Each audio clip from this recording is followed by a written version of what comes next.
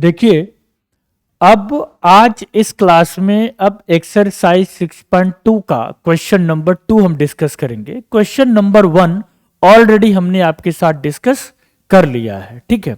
अब question number 2 क्या कहता है समझिए।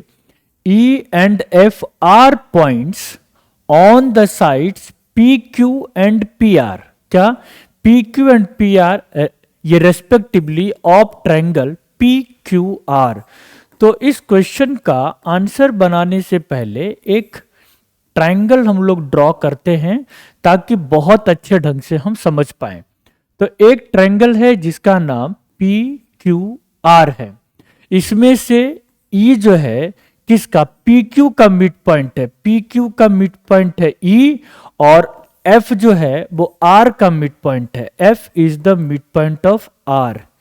This is EF। E and F are point on the sides PQ and PR respectively of triangle PQR. For each of the following cases, state whether EF parallel to QR। क्या बोला, EF parallel to QR। आपको ये बताना है कि EF parallel to QR क्या ये parallel है या नहीं है। मैं स्पीड कम रखूंगा क्योंकि अभी ये इनिशियल स्टेज है। ट्रायंगल जो चैप्टर है जनरली बच्चे डरते हैं, ठीक, तो इसलिए आप लोग ना डरें, इसलिए मैं एक एक क्वेश्चन अभी बहुत ही कम स्पीड के साथ मतलब एक्सप्लेन करते हुए चलेंगे। क्वेश्चन क्या था, EF और QR ये पैरेलल, ये प्रूफ करना है या नहीं, मतलब कि नोट प्रूफ करना है या नहीं है। देखिए सिनेरियो फर्स्ट क्या दिया हुआ है, PE 3.9 सेंटीमीटर। ये जो PE इसका मतलब PE divided by EQ is equal to PF divided by FR। अगर ऐसा है फर्स्ट सेकंड या थर्ड, फर्स्ट सेकंड या थर्ड, अगर ऐसा है तो EF QR के पैरेलल होगा, अदरवाइज नहीं होगा। तो PE क्या दिया हुआ है जी, 3.9 डिवाइडेड बाई EQ। EQ कितना दिया हुआ है, 3 सेंटीमीटर। PF कितना है, तो 3.6 एंड FR क्या है जी, 2.4। अब हमें यहां पे क्या करना चाहिए, क्रॉस मल्टीप्लाई कर सकते हैं या इसको और इजी करें तो इसको हटाओ तो दिस इज 30 और ये कैंसिल हो जाएगा। तो ये 3, 13, 3 और 10, इट मींस 13/10 ऐसा, क्योंकि 13 3 जा 39 एंड 10 3 जा 30। अब यहां पर देखो तो 12 3 जा 36 एंड 3 8 जा 24, 12/8। और इसको थोड़ा सा शॉर्ट करो तो 2 6 जा 2 4 जा, और शॉर्ट करो 2 3 जा 2 2 जा। अब यहां पे आ गया 13/10 दैट इज इक्वल टू 3/2। अगर हम इसको क्रॉस मल्टीप्लाई करें, हालांकि हम लोग इसी लेवल पे चेक कर सकते हैं, 13/10 that is not equal to 3/2। इस तरीके से हम इसको बोल सकते हैं। बट स्टिल अगर किसी बच्चे को अभी भी प्रॉब्लम है कि सर हम डेसिमल में डिसाइड नहीं कर पा रहे हैं, तो आप सिंपली क्रॉस मल्टीप्लाई कर सकते हैं।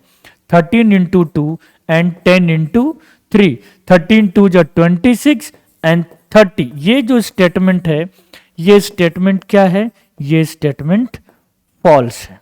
ये स्टेटमेंट क्या है, फॉल्स है। इसका मतलब जो ये एग्जाम्पल फर्स्ट या ये जो क्वेश्चन फर्स्ट दिया हुआ है, ये दोनों इक्वल नहीं है। अकॉर्डिंग टू दिस हम ये कह सकते हैं कि EF जो है that is not parallel to QR। Simple, एक तो ये है। अब इसी में आपके साथ सेकेंड केस में इसने क्या बोला, अब उसको डिस्कस करेंगे। PE divided bye 4 centimetre, QE दिया हुआ है, EQ यानी कि QE, PF दिया हुआ है और RF भी दिया हुआ है। तो लिख सकते हैं PE divided by EQ is equal to PF divided by FR। PE कितना है जी, that is equal to 4। EQ या QE that is equal to 4.5, P F 8 and F R या आर एफ 9। अगर आप लोग इतना कैलकुलेशन से भी डरते हो, जो कि डरना नहीं चाहिए, तो आप सिंपली क्रॉस मल्टीप्लाई भी कर सकते हैं। 9 into 4 that is equal to 8 into 4.5। 9 4 जा 36, इधर 8 5 जा 40, 4 8 4 जा 32 एंड 4 36। जहां तक मेरा नॉलेज है कि 36 इज इक्वल टू 36 होता है, this statement is true. It means इस सिनेरियो में हम ये कह सकते हैं कि EF जो है वो QR के पैरेलल है। क्या EF जो है वो QR के पैरेलल है।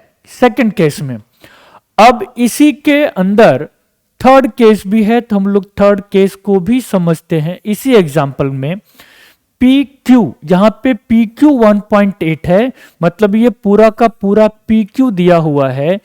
PR पूरा का पूरा PR दिया हुआ है, this is 2.56 and this is 1.28। Okay, PE given है, PE ये PE गिवन है, this is equal to 0.18। PF given है, दिस इज 0.36।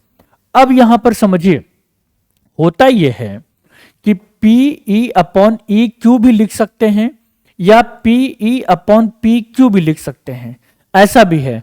अगर आपको PE अपॉन EQ करना है तो आप EQ की भी वैल्यू निकाल सकते हैं। तो कैसे कैलकुलेट करेंगे, यहां पे PQ 1.28 सेंटीमीटर गिवन है, PE गिवन है, तो PQ जो होता है वो PE प्लस EQ, क्या है वो PE plus EQ that is equal to 1.8। PE already given है, that is equal to 0.18। EQ मुझे पता करना है, दैट इज इक्वल टू 1.28। अब EQ की वैल्यू निकालने के लिए 1.28 में से 0.18 लेस करेंगे। EQ इज इक्वल टू कितना, तो 1.10। EQ का वैल्यू हमारे पास आ गया। एज इट इज यहां पे PR का भी वैल्यू गिवन है, कितना 2.56। और PR को क्या लिख सकते हैं, PR यानी कि मैं इसकी बात कर रहा हूं, PF अपॉन FR, है ना क्या। तो PR को लिख सकते हैं PF plus FR that is equal to 2.56। PF की वैल्यू गिवन है कितना, 0.36 plus FR is equal to 2.56। ये उन बच्चों के लिए बता रहा हूं जिनको थोड़ा समझने में प्रॉब्लम हो रही है कि नहीं सर हम तो जैसे करते आ रहे हैं वैसे ही करेंगे। हालांकि इसका एक दूसरा तरीका और बहुत शानदार तरीका यह भी है कि आपको इतना कुछ करने की जरूरत पड़ेगी नहीं। ठीक, अच्छा सर चलिए कोई नहीं। FR is equal to 2.56 minus 0.36, तो FR इज इक्वल टू ये हो जाएगा 2.20। लेकिन सर इसको प्रूफ करने के लिए फिर क्या करोगे, तो यहां पे हम लेंगे इरेजर, इसको करेंगे इरेज, क्योंकि आप लोग तो फर्स्ट पार्ट समझ ही चुके हो, है ना। अब थर्ड पार्ट है, तो थर्ड पार्ट को भी हम लोग अभी इसको इरेज करने के बाद 1 बाय 1 हम लोग इसको समझेंगे। बस हो गया हो गया हो गया हो गया हो गया। अब क्या, अब हम लोग कलर लेते हैं ग्रीन। अब ये ध्यान दीजिए, एज इट इज फिर से वही करेंगे, PE divided by EQ is equal to PF divided by FR। PE कितना है, 0.18 गिवन है। EQ देखो तो EQ ऑलरेडी हमने कैलकुलेट किया, so that is equal to 1.10। PF जो गिवन है 0.36, FR हम लोगों ने कैलकुलेट किया, दैट इज इक्वल टू 2.20 ऐसा। ओके, अब क्रॉस मल्टीप्लाई कर सकते हैं 0.18 इंटू 2.20, 1.10 इंटू 0.36 ये है। अब इसमें अगर हम देखो, अगर हम लोगों को देखा जाए तो इसमें सिंपली मल्टीप्लाई करना चाहिए, ठीक। तो अगर हम यहां पर 0.18 को मल्टीप्लाई करते हैं 2.20 से तो कितना आएगा, आ रहा है 0.396। यस और नो, 0.396। लेकिन सर एक चीज बताओ, अगर 1.10 को मल्टीप्लाई करो 0.36 के साथ तो क्या आंसर सेम है?